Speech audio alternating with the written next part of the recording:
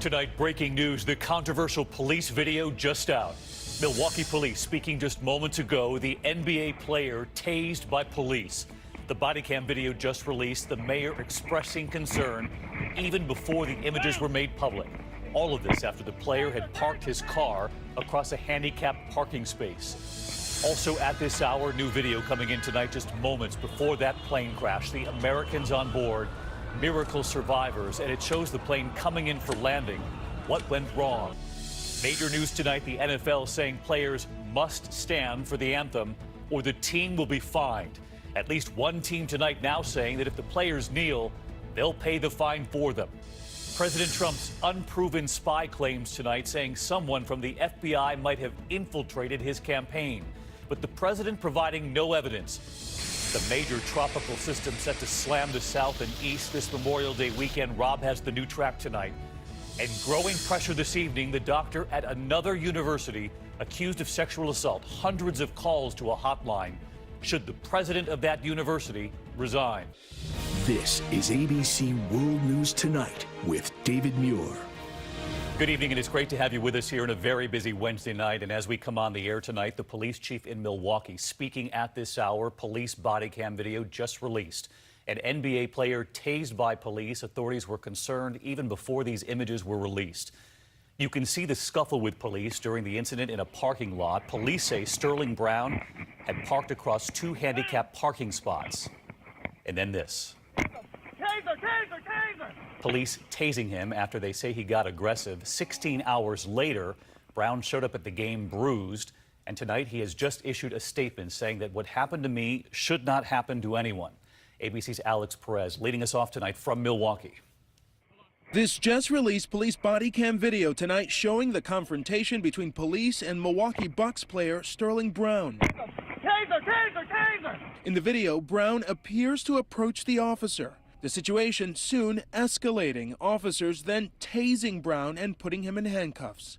That use of force now in question. Our department conducted an investigation into the incident which revealed members acted inappropriately and those members were recently disciplined. I'm sorry this incident escalated to this level. Milwaukee's mayor says the video raises questions about the officer's conduct. Yes, I definitely have concerns after watching that video. The incident unfolding back in January at about 2 in the morning at this Milwaukee Walgreens parking lot. Until today, the only account of that night from officers themselves, who said in a report they were called after Brown illegally parked his car blocking two handicapped spaces. When Brown exited the store, officers say he became very aggressive and say he physically resisted officers' attempts to handcuff him, and a taser had to be used to get him in control. Hours later, before taking the court, the Bucks rookie was asked about the mark on his face. Are you able to confirm if, the bruise and scab on the side of your face is from that incident?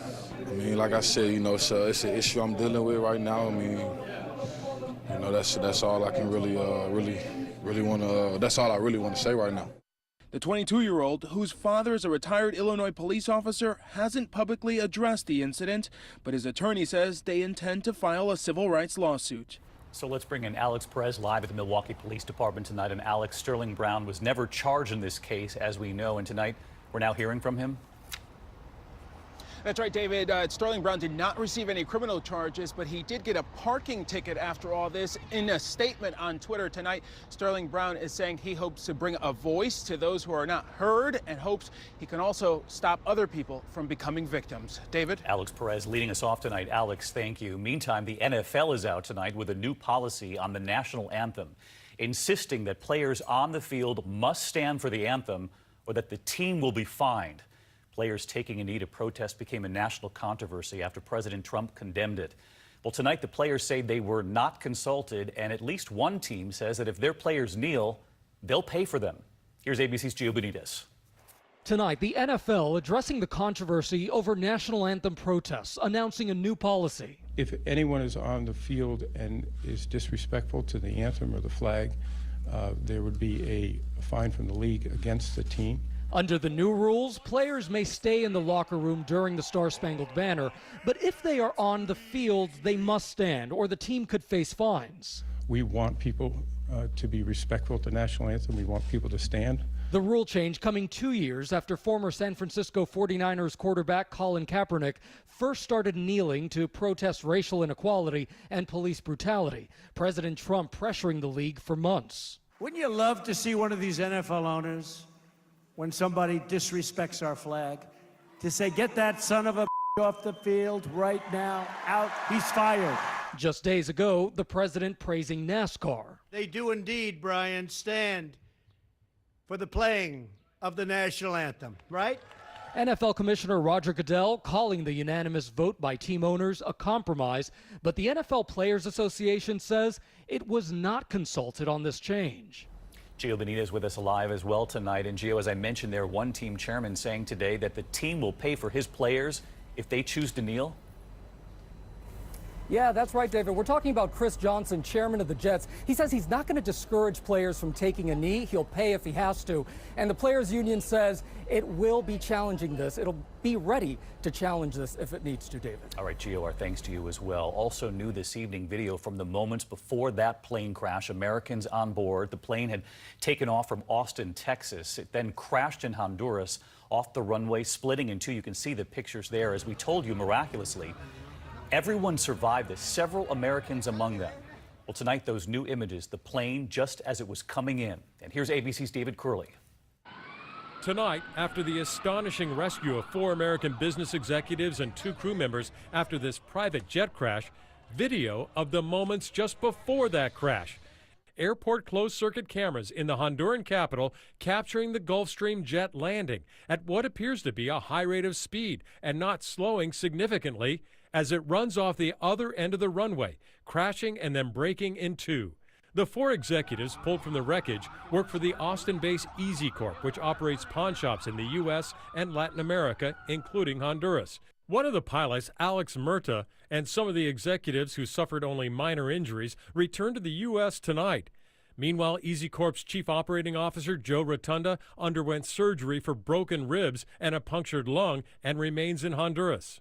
This airport is known for its difficult approach and relatively short runway. The NTSB is telling us it will cooperate in this investigation and assist. As for the executive still in Honduras, he is being treated in a military hospital, David. David Curley live in D.C. tonight. David, thank you. Next tonight, President Trump escalating his war of words with the FBI tonight, unleashing a Twitter storm about his unproven claim that there might have been an FBI spy who infiltrated his campaign, in his words. He's already called the FBI's Russia investigation a witch hunt, and now this new claim tonight he's now calling Spygate. But this evening here, a fact check. The American people already knew before the election that the FBI was investigating Russians meddling in the election. So would FBI informants be standard procedure? Here's ABC's chief White House correspondent, Jonathan Karl. It started with a few tweets, and now, with no apparent evidence, President Trump is loudly proclaiming that the FBI and Justice Department planted spies in his 2016 campaign. We now call it Spygate. The tweets came in rapid succession, calling the alleged conspiracy one of the biggest scandals in history, perpetrated by a, quote, criminal deep state, a spy put there by the previous administration for political purposes. With no known evidence any of that happened, the president was asked today for proof. All you have to do is look at the basics and you'll see it looks like a very serious event. I hope it's not true, but it looks like it is. I asked the president who could possibly be behind such a thing. Well, I don't want to get into it yet, but I will tell you after we look at President Obama? After we look at the proof. Would he know? I would certainly hope not, but I think it's going to be pretty obvious after a while. He then pointed to something President Obama's director of national intelligence said on The View. If you look at Clapper, he sort of admitted that they had spies in the campaign. But that's not what Clapper said. Was the FBI spying on Trump's campaign? No, they were not. They were spying on a term I don't particularly like, but on what the Russians were doing. The president's allegations were triggered by a New York Times report that an FBI informant questioned 2 Trump campaign advisors about their contacts with Russian operatives. The use of such informants is routine. There was no mention of a spy infiltrating the Trump campaign. But this is not the first time the president has talked about espionage or surveillance without evidence. He suggested there were tapes of his conversations with James Comey. The White House later said there were not. He said without any proof that Obama had wiretapped Trump Tower. Today he was asked if the so-called Spygate allegations are an effort to undercut the Russia investigation. No, we're not undercutting. What I'm doing is a service to this country. Let's get to John Karl with us live again tonight from the White House. John, there's also news this evening coming in about Jared Kushner. He's now finally obtained his security clearance, we've learned. But we're also learning tonight, John, that he recently sat down with Robert Mueller's investigators for an extended interview. Jared Kushner did get his security clearance finally, and significantly, David, this happened after he went in for a second interview with special counsel Robert Mueller, an interview that lasted some 7 hours and included extensive questioning about his foreign contacts, both during the campaign and in the transition. This could be good news for Kushner because apparently nothing in that interview raised red flags to prevent him from getting that security clearance. All right, John Karl tonight. John, thank you. And next are those high-stakes talks with North Korea. President Trump now saying they may not take place next month as planned. And tonight we've now learned that one reason the president may have his doubts now, the North Koreans failed to show up at a planned meeting. I want to bring in ABC senior White House correspondent Cecilia Vega. She's also live at the White House tonight. And Cecilia, the U.S. team we learned was in Singapore. And you reported earlier today that the North Koreans just didn't show?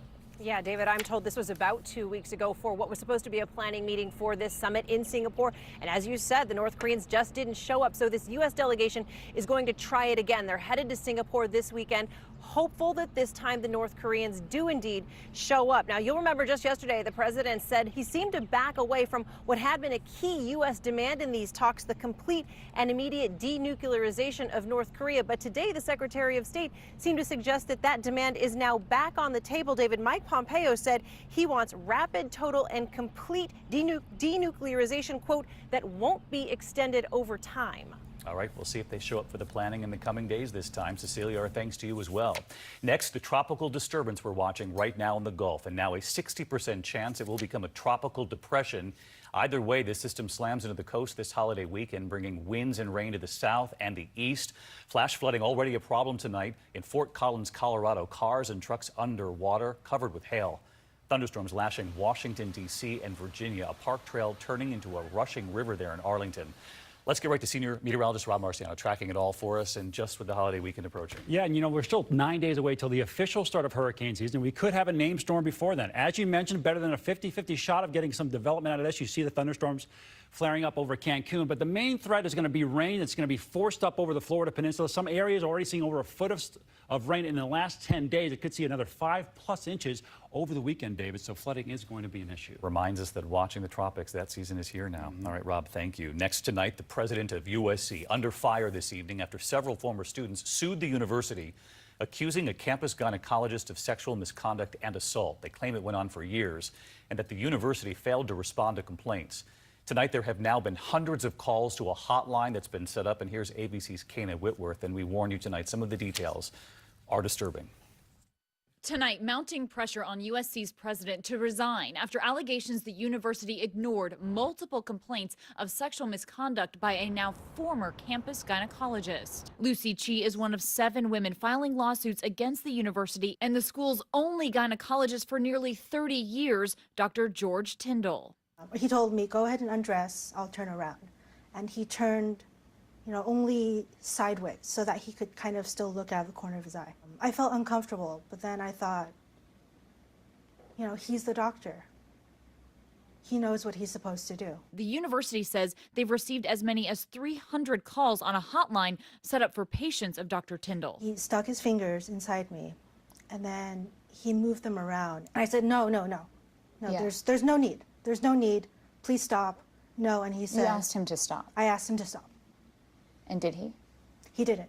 Tyndall has denied any wrongdoing to the LA Times and left the university in 2017. 200 faculty members at USC demanding that USC President Max Nikias step down, writing that he's, quote, lost the moral authority to lead.